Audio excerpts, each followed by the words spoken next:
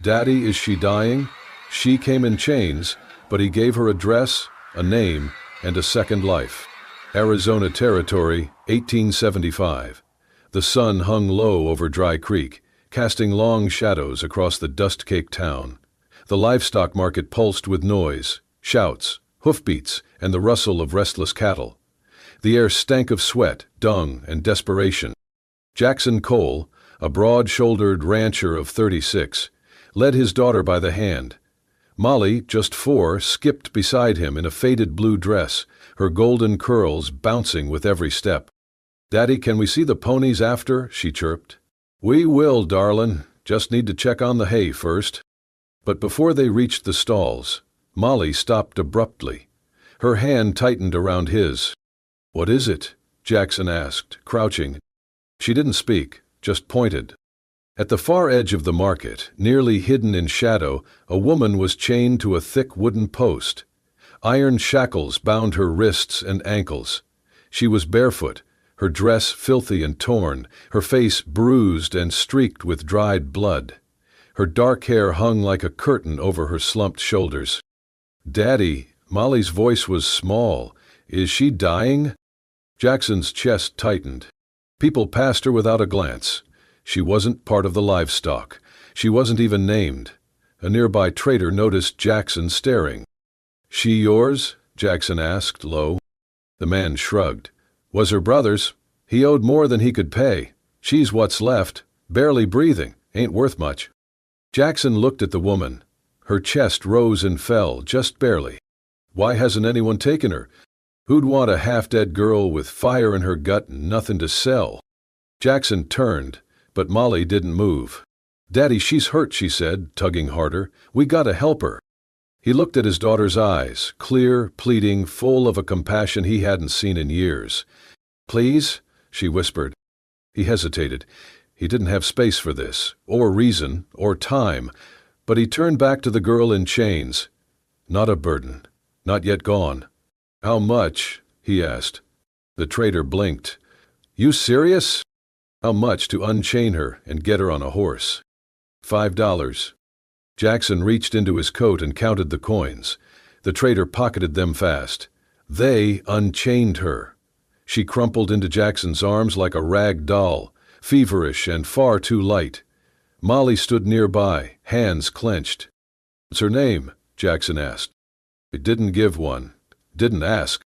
Jackson lifted her onto his horse, settling behind her. Molly climbed onto the pony, glancing back often as they rode out. Just a man, a child, and a woman no one wanted. An hour later, the land stretched golden and wide. The woman hadn't stirred. Her body sagged against Jackson's chest, her head tilted unnaturally. "Daddy," Molly called softly. "She's not moving again." Jackson looked down. Her face was pale, lips dry. Molly reached into her pocket and pulled out a frayed handkerchief. She rose in her stirrups and gently wiped the woman's brow, brushing aside the blood and dust.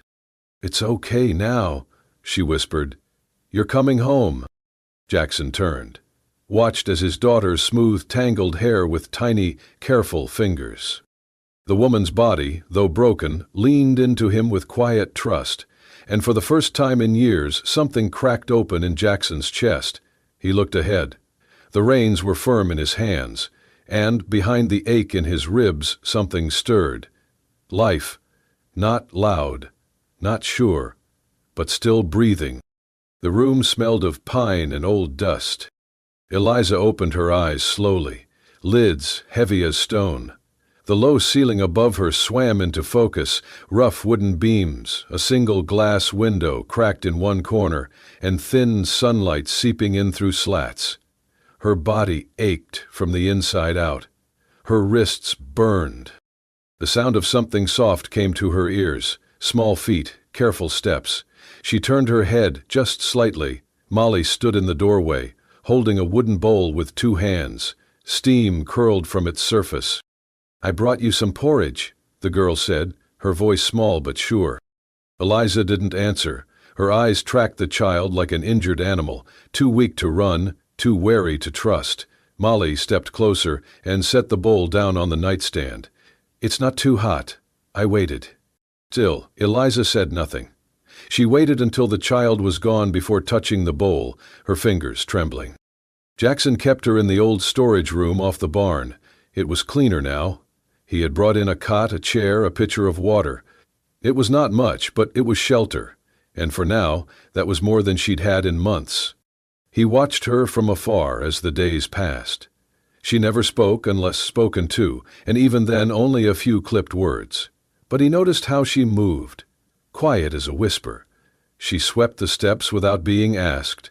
She mended Molly's torn dress with hands that knew stitches better than words. She read aloud from an old primer book by the fire, her voice soft as wind. Molly curled at her feet. Miss E, Molly had begun to call her, because Eliza's too long. Eliza didn't correct her. Jackson still kept his distance. He made sure she ate, made sure she had what she needed. But he told himself this was obligation, nothing more. Just a man doing what was right. Yet he watched. He watched the way she cooled Molly's soup before handing it over, the way she placed a hand on the girl's head when she fell asleep on the porch swing, shielding her from the breeze. She was still a stranger, but one who moved like someone who had once belonged somewhere. It was early evening when it happened. Jackson was repairing a fence near the back pasture. Molly was chasing butterflies by the creek. Eliza had been gathering herbs not far off. Then came the scream. "Me, Daddy." Jackson dropped his hammer and ran. He saw it before he reached her. A rattlesnake, coiled and striking, but Eliza was faster. She hurled herself between the snake and the child, grabbing it mid-strike with her bare hand. It sank its fangs into her forearm. She didn't cry out, only gritted her teeth as she flung the snake into the brush. Jackson lifted Molly into one arm and pulled Eliza into the other. Anderson was off on his hunt, at the ancient sign pointing the way, and Jackson pounded. He worked all night. The wound was ugly and swelling fast. Jackson crushed herbs, mixed poultices, and bound her arm tightly. He laid cool cloths over her head and whispered things he didn't know he still remembered, prayers, songs, old comforts. Eliza drifted in and out of consciousness. At some point near dawn, she stirred. Her eyes fluttered open, wild and feverish. "Please," she murmured, voice cracked. "Please, don't chain me again." Jackson froze. He had heard her voice before, but not like this. He reached for her hand, cold and damp with sweat. "No one's chaining you," he said quietly. "Not ever again." She didn't answer. Her eyes slipped closed once more, but Jackson didn't leave. He sat beside her through the breaking light. And when Molly came in with her morning blanket, she found her father still there, holding the hand of the woman who had no reason left to trust, but had saved her all the same. By the time the swelling in Eliza's arm faded and the color returned to her cheeks, the air had turned cooler. The days shortened. Autumn painted the desert hills with gold and red. Life on the ranch moved forward, but Eliza stood still, packing the few items she had. "I can't stay," she said simply. Jackson leaned against the doorframe, arms folded. "You don't owe us anything." He reached into his coat pocket and held out a small cloth pouch. Inside was a handful of coins, enough to get her as far as Santa Fe if she traveled light. She took it wordlessly, fingers trembling. Molly, who had overheard, burst into tears. "You can't go," she cried, rushing to Eliza, clutching her skirt. "You saved me. You live here now." Eliza knelt, smoothing the child's hair. "You're safe now, little one. That's what matters." Molly sobbed harder, burying her face in Eliza's shoulder. Jackson watched, jaw clenched. Then, finally, he spoke. "You could stay on, as help, I mean, paid work. Molly clearly likes you, and the place could use another hand." Eliza hesitated. Then, with a soft nod, she said, "I'll earn my keep." At first, the townsfolk stared. Dry Creek was small. Whispers traveled fast. Jackson Cole, the quiet widower, was seen riding with a dark-haired woman who once hung in chains at the market. They called her names behind her back, some cruel, some worse. "Charity case," someone muttered at the general store. "She was bought, just not for work," another sneered. One older woman whispered loud enough for Eliza to hear, "That's the whore he's keeping in the barn." Eliza didn't flinch. She stood tall, met their eyes, and carried on. At the ranch, her hands worked without rest. She woke before dawn to gather eggs, fed the horses, swept the porch. She repaired the broken hinges on the stable doors. She fixed the loose boards on the fence. By the third week, the place looked more alive than it had since Jackson's wife passed. And Molly followed her everywhere. "Miss E, can I help?" she'd ask, trailing behind with a basket. One morning, as Eliza showed her how to plant winter herbs in the side garden, Molly looked up and said, "I think you're my new mama now." Eliza froze, her fingers sunk in the soil. Jackson heard it too. He had just stepped outside with his coffee. He didn't say anything, just stood there looking at them. Then he turned and walked back into the house. Eliza wiped her hands on her apron, blinking against a sudden sting in her eyes. "Let's finish planting," she whispered. A few days later, Jackson asked Eliza to accompany him and Molly to the schoolhouse to register the child for winter term. They arrived just as the sun broke through the clouds. The teacher handed over a form and asked for Molly's details: age, address, guardian. Jackson was busy talking to the teacher about the school hours. Eliza, seated nearby, picked up the pen and filled in the lines. Molly Cole, 4 years old. Eliza Cole. She paused when she wrote it. Her hand trembled slightly, but she did not cross it out. That evening, Jackson returned from town with a small wooden box wrapped in cloth. He found Eliza folding laundry in the back room. "This came for you," he said, setting it down. She eyed him warily, then unwrapped the cloth. Inside was a pale blue dress, simple but new. Beneath it lay a small engraved tag on a leather strap. It read, "Miss Eliza Cole." She stared at it, unable to speak. Jackson cleared his throat. "Molly picked the color," he said, not meeting her eyes. "Said it looked like sky right before the stars come out." Eliza's throat tightened. She closed the box gently, and for the first time since she'd arrived, she whispered, "Thank you." Jackson gave a small nod, turned, and walked out. But that night, as the fire crackled low, Eliza stood in front of the mirror in the storage room, the pale blue dress soft beneath her fingers. And for the first time in a long time, the reflection staring back at her looked like someone who had a name. The morning fog rolled low across the valley, veiling the ranch in silver mist. Dew clung to the wooden fences and to the porch railings where Eliza stood, arms folded tight against the chill.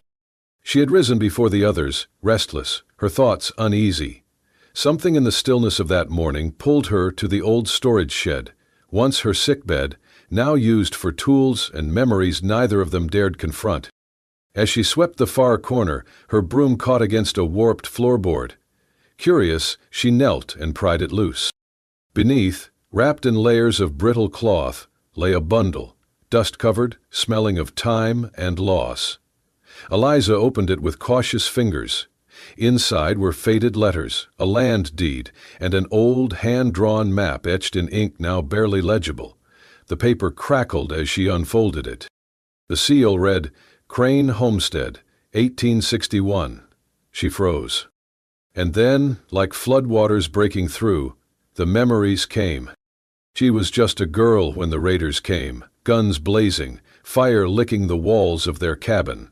Her mother's scream still echoed in her bones. Her father had died the winter before. Her older brother Simon had dragged her into the hills to hide. When they returned, the house was ash. Her mother was gone. The land stolen. They never spoke of it again, until now. Later that day, Eliza stood behind the barn with a spade in her hands. The sun had burned through the fog, and the earth was dry, cracked from years of neglect. She dug, slowly, methodically, near the spot where her father once buried a cedar box, his legacy, he called it. Molly skipped over, cheeks flushed. "Can I help?" Eliza nodded silently, passing her the smaller trowel. Together they worked. The ground gave way to splinters of old wood. Eliza brushed away the dirt, fingers trembling. She pried open the lid. Inside, A silver necklace, tarnished but intact. A photograph, ripped at the edge, of a woman and 2 children. Herself, Simon, and their mother. The silver tag on the necklace read, Eliza Jean C. Jackson found them crouched in the dirt, hands soiled, eyes rimmed red.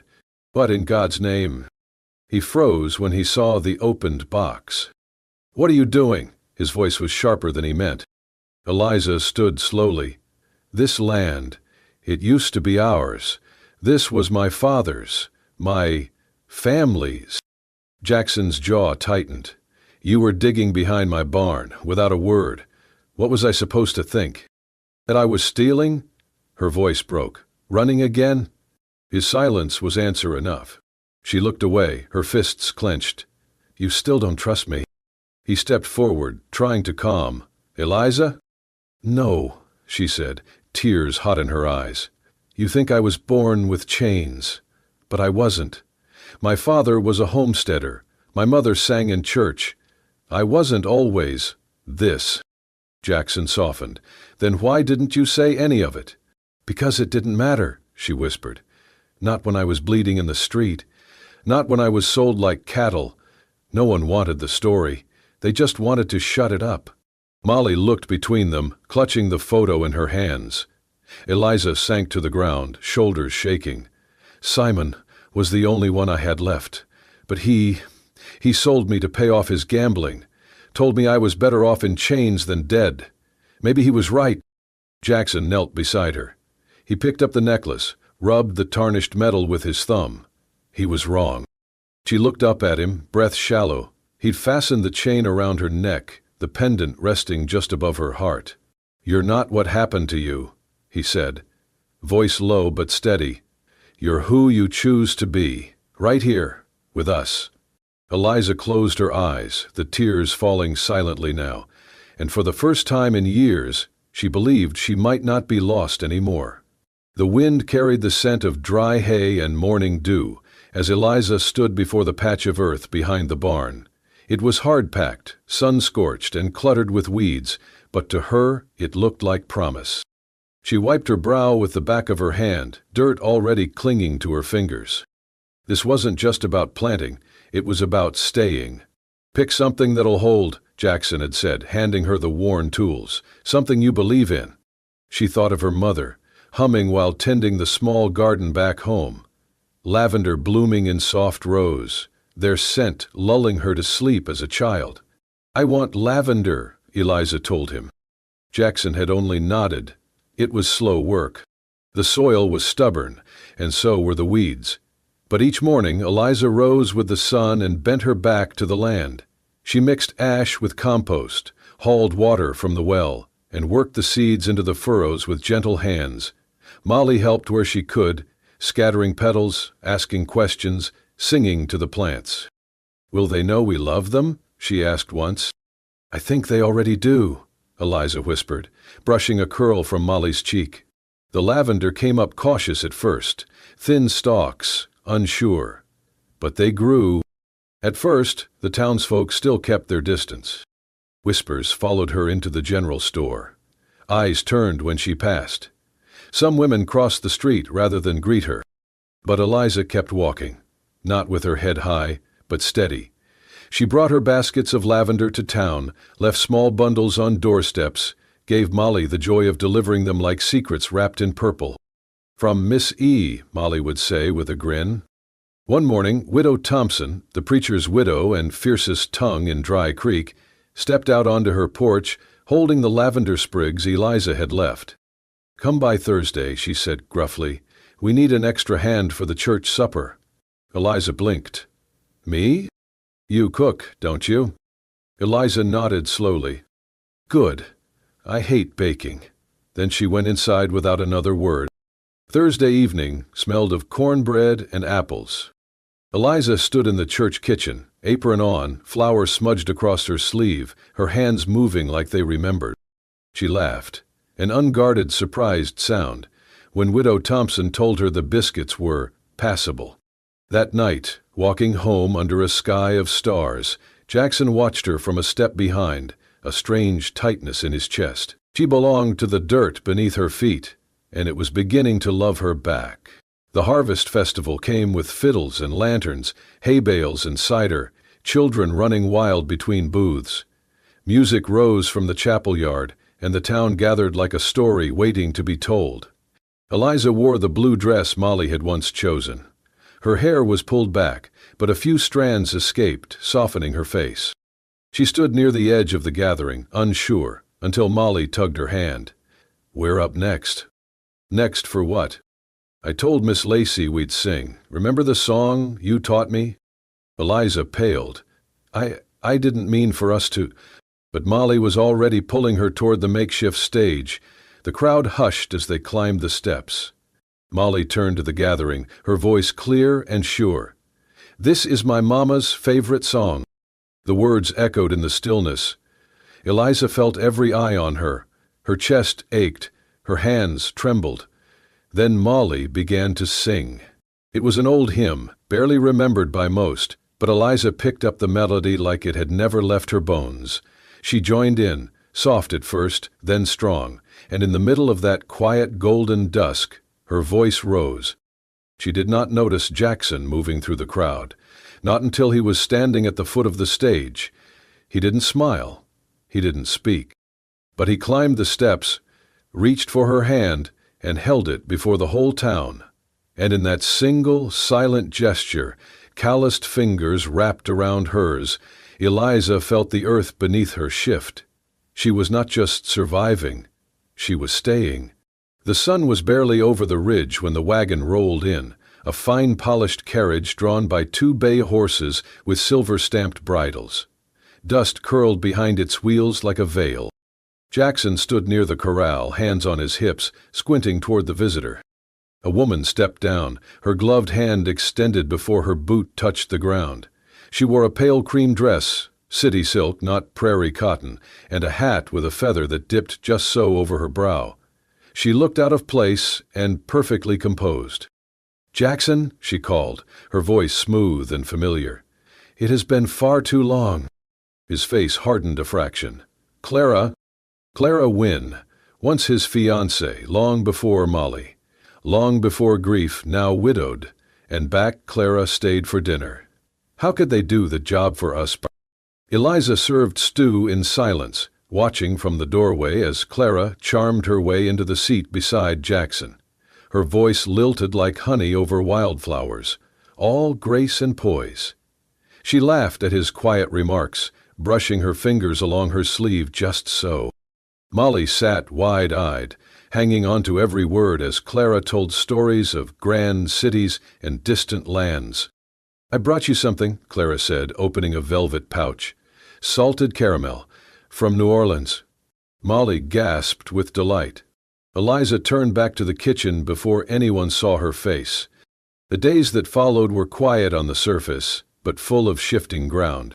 Clara offered to invest in a new breeding program for thoroughbreds, something Jackson had once dreamed of doing with his late wife.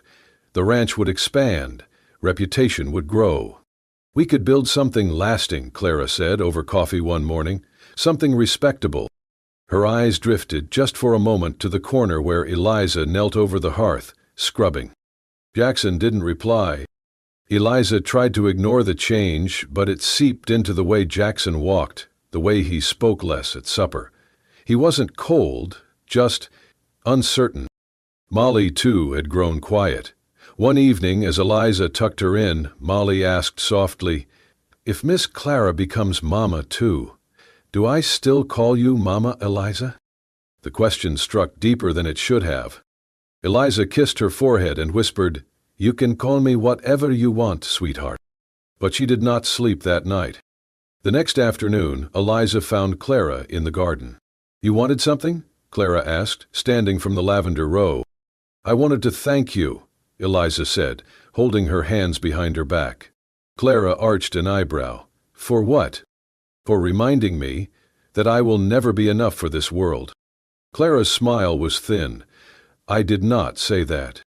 "You didn't have to." They stood in silence, wind rustling the herbs between them. "I know what I look like to people like you," Eliza said. "A girl with a past and no pedigree. but I've earned every breath I take. Can you say the same?" Clara's face didn't move, but her eyes hardened. "Eliza," she said quietly, "you can win over the ranch, maybe even the child, but society remembers. It always does." Eliza nodded once and walked away. That night, as the sun dipped behind the hills, Eliza stood on the porch with her bag packed. She hadn't told Jackson, hadn't told Molly. She couldn't compete with a memory dressed in silk. Jackson found her there, arms folded, face unreadable. "You're leaving?" he asked. Eliza didn't look at him. "I will never be her, and maybe that's why I should go." He said nothing. She waited. But silence was a language too. She stepped down the stairs, heart heavy. Molly skipped dinner. When Jackson checked her room, she was gone. Panic gripped his chest, but before he could shout, he saw the barn door cracked open. Inside, Molly sat on a hay bale beside Eliza, a folded paper in her lap. "I made you something," the girl said, holding it out. Eliza unfolded it, a crayon drawing. Crude, but full of heart. 3 figures stood in a field of purple. A little girl, a tall man with a hat, and a woman in blue. They were smiling, holding hands. Above them, in shaky letters, "My family." "I want you to stay," Molly whispered. Eliza looked up. Her throat tightened.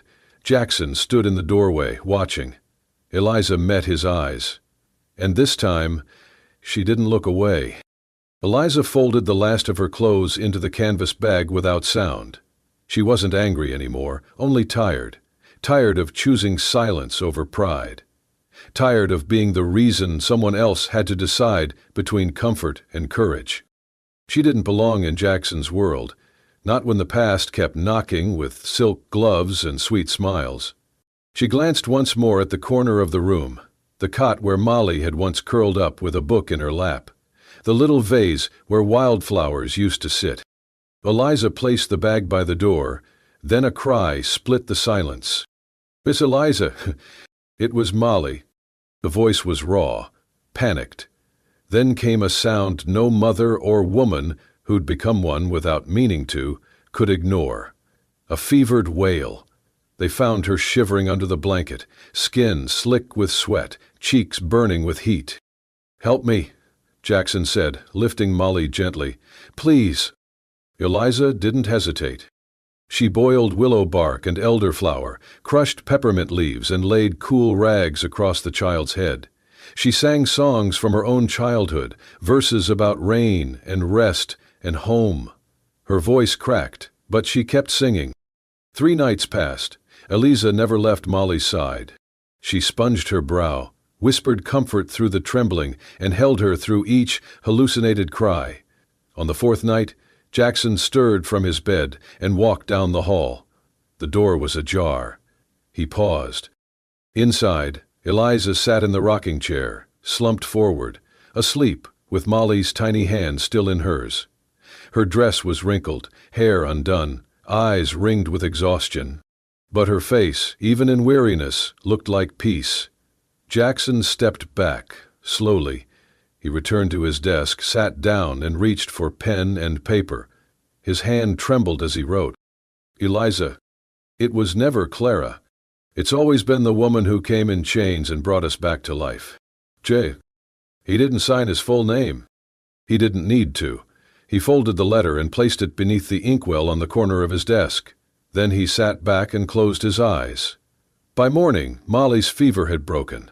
She blinked up at Eliza with glassy but clearer eyes. "You stayed," she murmured. Eliza kissed her forehead. "Always." That afternoon, Clara packed her bags. She didn't cry. She didn't argue. As she climbed into her carriage, she turned to Jackson. "She loves you more than I ever could. That scares you, doesn't it?" Jackson didn't answer. She nodded once. "I hope you earn it." Then she was gone. The lavender fields were almost in bloom again. Eliza stood at the edge of them, arms wrapped around herself as the wind moved the green stalks in waves. She didn't hear Jackson approach until he was beside her. He held something in his hand, Molly's crayon drawing, now worn at the edges. They didn't speak for a while. Then he said softly, "I built this ranch for survival, but I built this life for you." Eliza turned to him, eyes shining with everything she couldn't say aloud, and for once there were no chains between them, not of iron, not of doubt, only choice, only love. Snow had not yet touched the Arizona ground, but winter made its presence known in other ways. Frost on the barn roof at dawn, the way the wind curled cold beneath coats, the silence of trees stripped bare.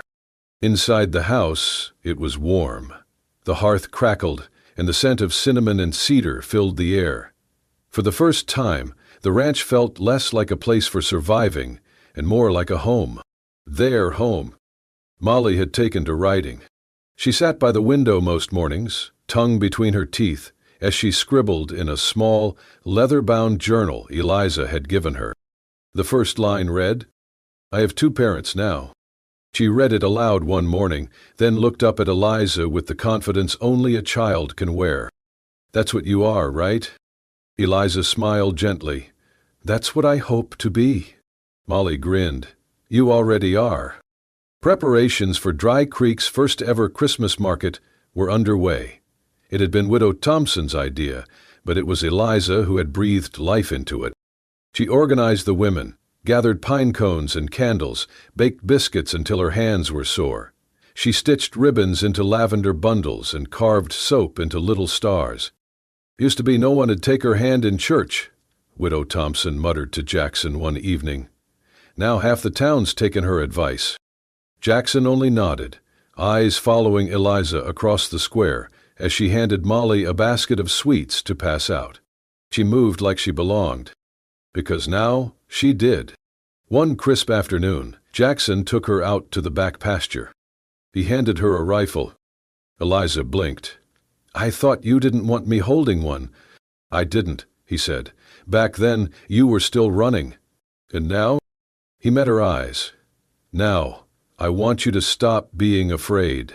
She exhaled slowly, wrapping her hands around the stock. Her stance was unsure. Her heart pounded. "Line up the sights," Jackson said gently. "Breathe steady. Don't fight it. Trust it." She fired. The shot rang out, sharp and clean. The tin can atop the post tumbled. Eliza stared, stunned. Then she laughed, loud and clear and free. Jackson smiled, holstering his own rifle. "You're part of this land now. Time you felt like it." Christmas Eve arrived in a hush of pale light.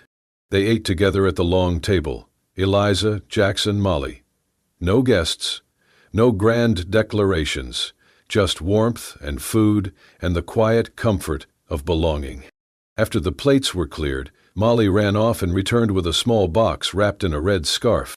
He handed it to Eliza, practically vibrating with excitement. Eliza opened it slowly. Inside was the silver necklace she'd thought long lost, the one from her father's cedar box. But now, hanging beside the silver tag, was a small heart-shaped charm carved from wood. On it, carefully etched by clumsy child hands, was a single word. Eliza's breath caught. Her fingers closed around the necklace, and then around Molly, pulling her close. "Thank you," she whispered. Molly beamed. "You're my real mama now, not just in my head." Eliza looked up and found Jackson watching her. They said nothing. He didn't reach across the table. She didn't rise from her chair. But in that silence, something passed between them, stronger than a vow, older than fear. It was in the way his eyes softened, in the way she didn't look away. A family made not by blood, but by choice, by love, and by every moment that had led them here. She came in chains, but stayed as a mother, a partner, and the heart of a home. In a land where love was a risk few dared take, Eliza chose to stay. And Jackson chose her right back. If this story touched your heart, tap like and subscribe to Wild West Love Stories for more unforgettable tales of love, loss, and redemption under the open sky. Hit the bell so you never miss a story where bullets missed, but hearts didn't.